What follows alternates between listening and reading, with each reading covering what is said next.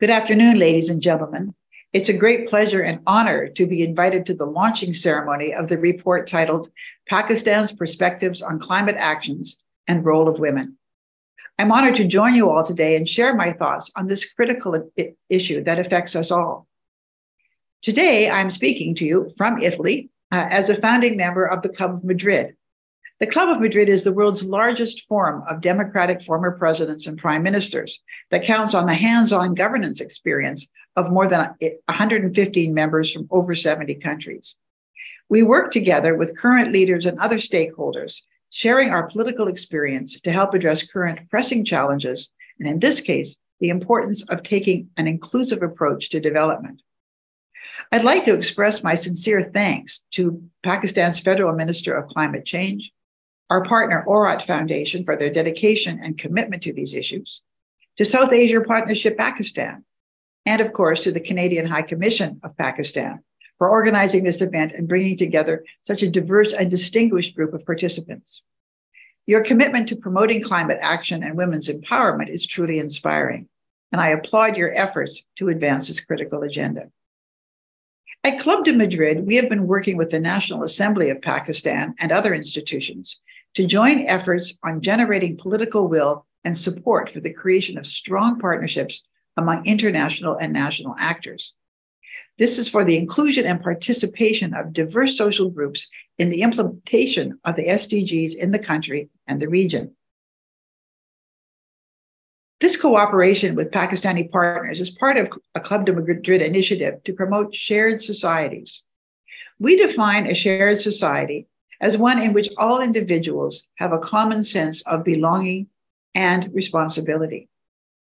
We believe that striving to build shared societies is a fundamental underpinning of Agenda 2030, and it is critical for the success of our democracies, our economies, and our citizens' well-being.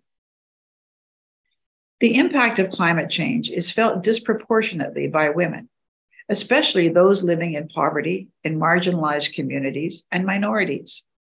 Women are the primary caregivers and providers of food, water, and fuel for their families, and they are often the first to be affected by environmental disaster.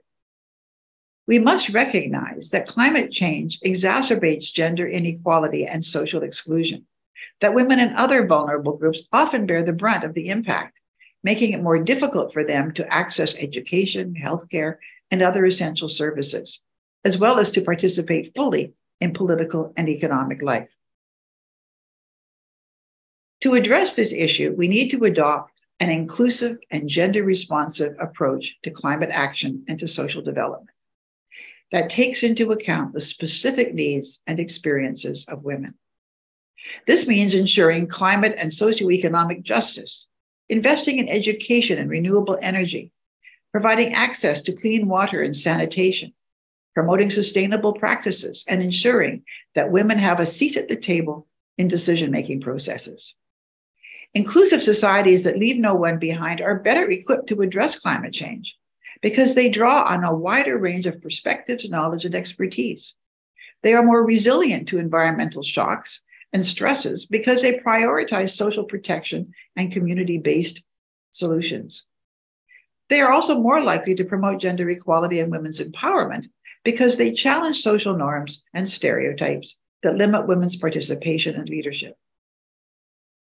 Climate change is a global challenge that requires a global response.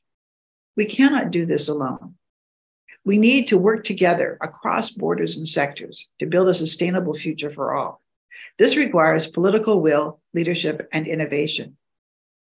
During the formation of domestic and international plans, it is plainly vital that women, minorities, and vulnerable groups are represented, that the voices and priorities of the communities that are most vulnerable to climate change are heard.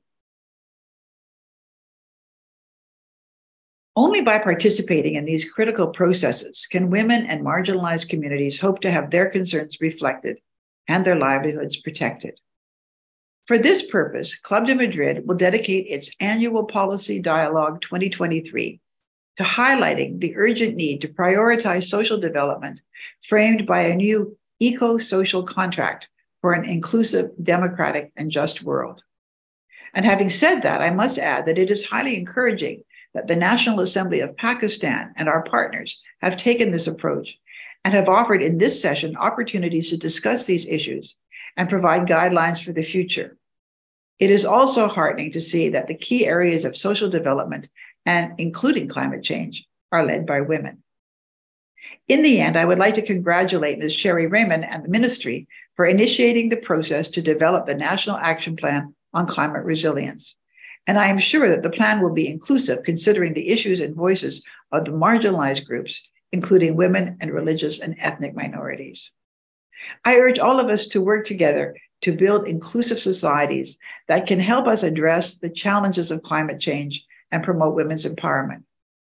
I hope that our discussions will lead to concrete actions and partnerships that can help us achieve our shared goals of a more sustainable, equitable, and just world. I thank you for your attention, and I wish you a wonderful meeting.